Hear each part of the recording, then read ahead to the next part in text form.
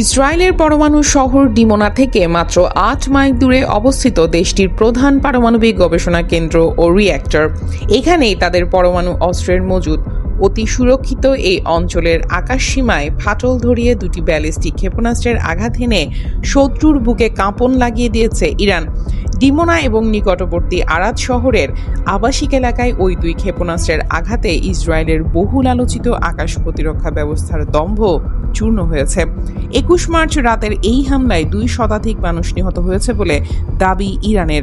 Israeli সামরিক বাহিনী IDF স্বীকার করেছে তারা ক্ষেপণাস্ত্রগুলো ঠেকানোর চেষ্টা করলেও ব্যর্থ হয়েছে। প্রায় ৩ ঘন্টার ব্যবধানে সরাসরি দুটি ক্ষেপণাস্ত্র আঘাত হানার পর প্রশ্ন উঠেছে, বিশ্বের অন্যতম সেরা প্রতিরক্ষা ব্যবস্থা কি তবে ধসে পড়তে শুরু করেছে?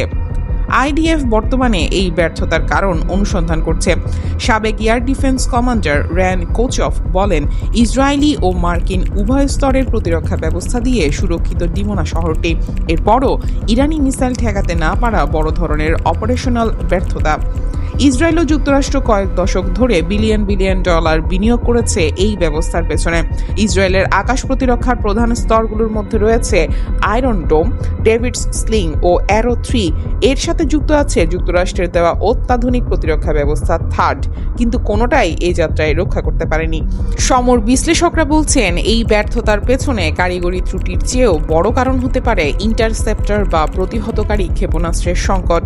গত বছরের ১২ দিনের যুদ্ধের পরই গুঞ্জন উঠেছিল যে ইসরায়েলের উন্নত ইন্টারসেপ্টরের মজুদ ফুরিয়ে আসছে। একটি অ্যারো 3 ইন্টারসেপ্টর তৈরি করা অত্যন্ত ব্যয়বহুল এবং সময় সাপেক্ষ। সামরিক সেন্সরশিপের কড়াকড়ি থাকলেও স্থানীয় সংবাদ মাধ্যমগুলো জানিয়েছে, ডিমোনা ও আরাদে আঘাত হানা ক্ষেপণাস্ত্রগুলোর বিরুদ্ধে অ্যারো 3 ইন্টারসেপ্টর ব্যবহার করা হয়নি। প্রতিরক্ষা মন্ত্রণালয়ের ডিরেক্টর জেনারেল আমির বারাম সম্প্রতি যুক্তরাষ্ট্র সফর করেছেন আরও ইন্টারসেপ্টর ও অস্ত্রশস্ত্রের খোঁজে।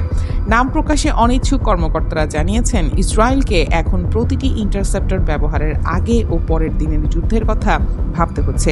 একই সাথে ইরান বর্তমানে এমন কিছু ব্যালিস্টিক ক্ষেপণাস্ত্র ব্যবহার করছে যা বায়ুমণ্ডলের কয়েক মাইল ওপরে ভেঙে গিয়ে কয়েক ডজন ছোট বোমা বা ক্লাস্টার মিসাইলে পরিণত হয়। বিশেষজ্ঞরা বলছেন, এগুলোকে বায়ুমণ্ডলের ওপরে ধ্বংস না করতে পারলে নিচে নেমে আসার পর ঠেকানো প্রায় অসম্ভব। এছাড়া কিছু ইরানি ক্ষেপণাস্ত্র পথ পরিবর্তনের ক্ষমতাও রাখে, যা ইন্টারসেপ্টরের হিসাব ওলট পালট করে দিচ্ছে। ডিমোনা শহরের অনেক বাসিন্দা নিউ ইয়র্ক টাইমসকে জানিয়েছেন, যখন ক্ষেপণাস্ত্রটি আঘাত হানল মনে হলো ভূমিকম্প আর ঘূর্ণিঝড় একসঙ্গে শুরু হয়েছে। ইসরায়েলের দাবি, ইরান গত ৩ সপ্তাহে প্রায় ৪০০ ব্যালিস্টিক ক্ষেপণাস্ত্র ছুঁড়েছে, যার মধ্যে মাত্র ৪টি প্রতিরক্ষা ব্যবস্থা ভেদ করে সরাসরি আঘাত হানতে পেরেছে। স্বীকার করে নেয়া এই 4টি আঘাতই ইসরায়েলের সামরিক কৌশলবিদদের কপালে চিন্তার ভাঁজ ফেলে দিয়েছে। যুদ্ধ দীর্ঘায়িত হলে ইসরায়েল তার আকাশ কতটা সুরক্ষিত রাখতে পারবে তা নিয়ে এখন সত্যিকারের বড় সংশয় দেখা দিয়েছে।